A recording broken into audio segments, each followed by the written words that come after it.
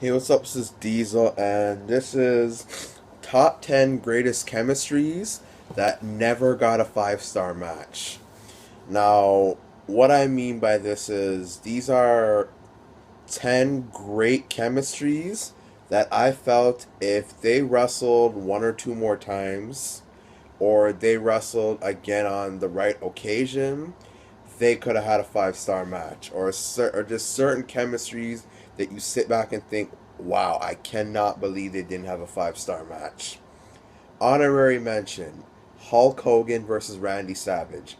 I truly believe deep down inside of my heart, if they had another match at SummerSlam 1989, that same year that Hogan had his best match with Randy Savage at WrestleMania 5, and they had that rematch at SummerSlam 1989, and Savage went over Hogan in heel fashion, obviously, I truly believe Savage would have put his all into it and gave Hogan a 5-star match.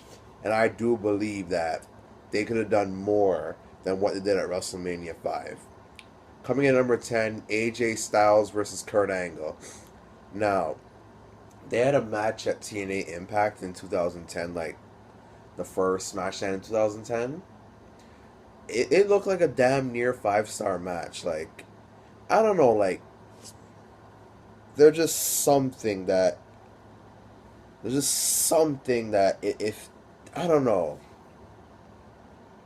there could have just been a little more that, like, if they did on the right occasion, it could have been 5 stars. Let's say these two wrestled in 2005. Oh, definitely, I think could have had a 5-star match when Kurt was having those classics with Shawn Michaels, John Cena, you know. But yeah, I felt these two. I don't know. They could have had one. Maybe if they wrestled New Japan Pro Wrestling. Probably could. Coming in number 9, Stone Cold versus Kurt Angle. All I gotta say is this. If Kurt Angle were get a clean win at SummerSlam 2001, that would have been a 5-star match. The ending kind of just fucked it up, to be honest with you. Yeah. I felt, had they had a clean finish, that would have been a 5-star classic right there. Like, the match was damn near 5 stars. A perfect type of 4 3/4 type of match. Had it been a clean finish, could have been a 5-star match.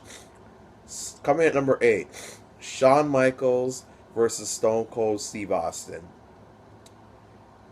I truly believe at WrestleMania 14, had Stone Cold been 100% and Shawn Michaels been 100%, that means Shawn never had the back injury and Stone Cold never had the neck injury, because both of them went in that match not 100%. Had they been 100%, that would have been a 5-star classic for sure. And, like, what's it called? Oh, this fucking camera angle. Anyway, perfect.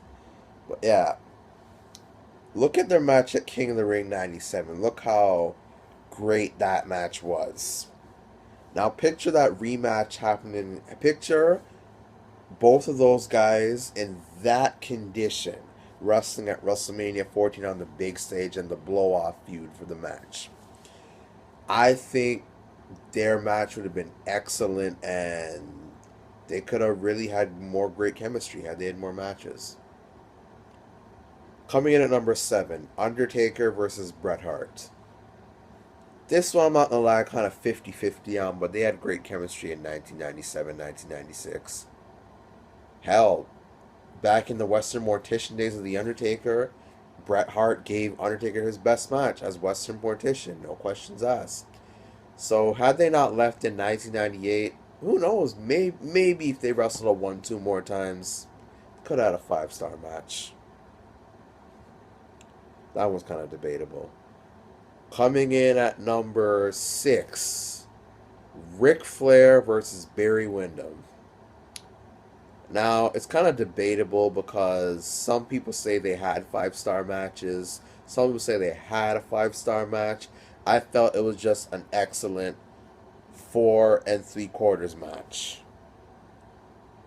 Or who knows, maybe they're just a match between the two that we haven't seen. Who knows?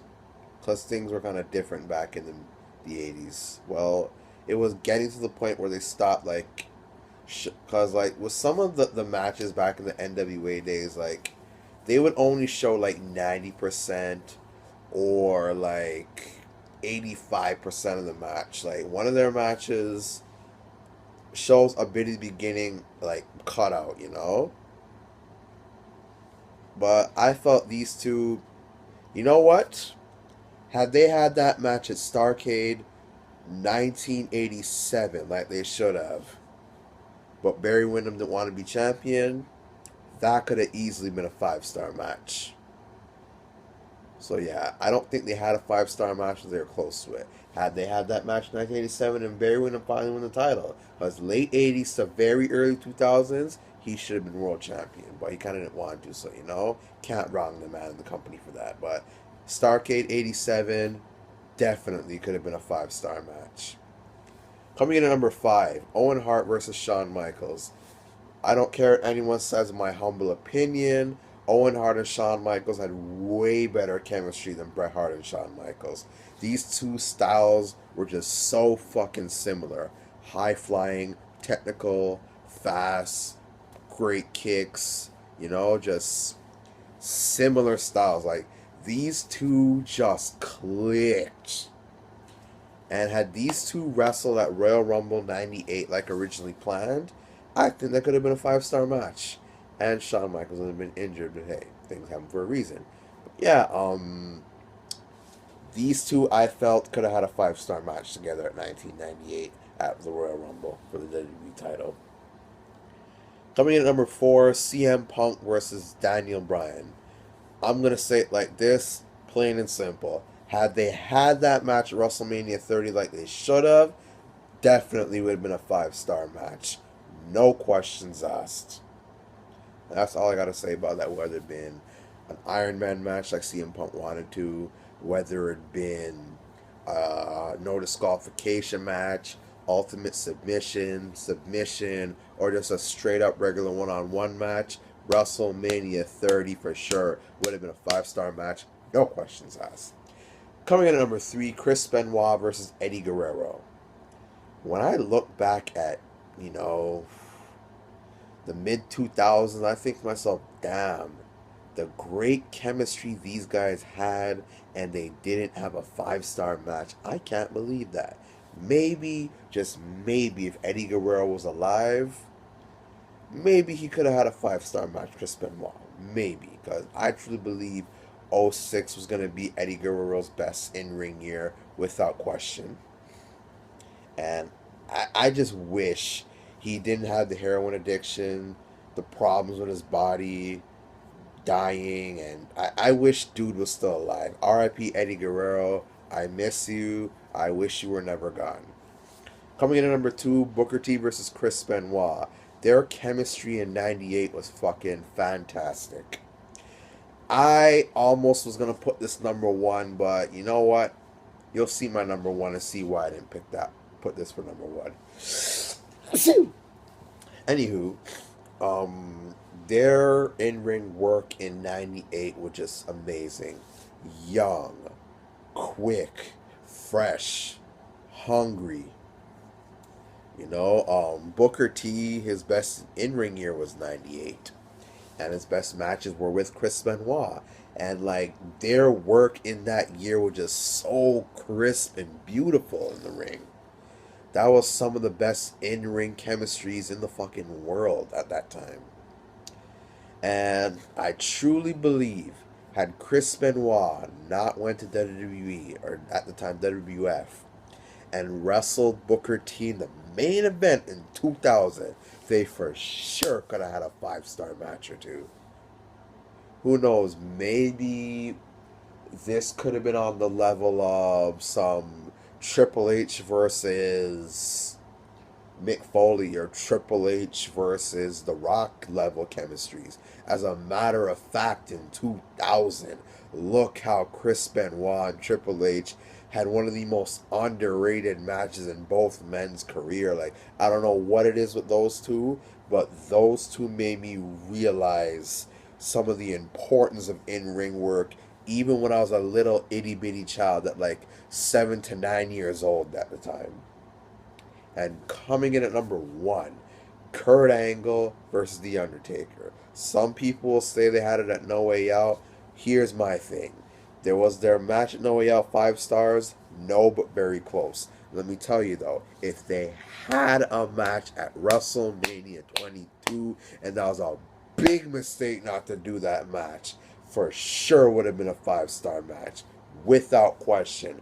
I even read a rumor that Undertaker wanted to wrestle Kurt Angle because he never had a 5 star match at WrestleMania and always wanted to. So what does that tell you right there? Kurt versus Undertaker. Hell, look at their matches at 2002, amazing. Look at their underrated match 2003, awesome match at SmackDown. Their chemistry in '06 were amazing. Their MMA and mat wrestling like work was just fantastic and spectacular, just so crisp and beautiful in the match, just great in-ring work. They had the best chemistry of 2006 and they had match of the year. Imagine they wrestled at WrestleMania 22. They would have tore the house down. But sucks you didn't get to see that match. We saw Rey Mysterio winning the World Heavyweight title, which I was not a fan of. But anywho, those are my top 10 greatest in-ring chemistries that never got a 5 star match. And my honorary mention. What great in-ring chemistries do you think were some of the greatest in-ring chemistries that never had a 5 star match? You tell me. And which ones do you agree with and disagree with that I said?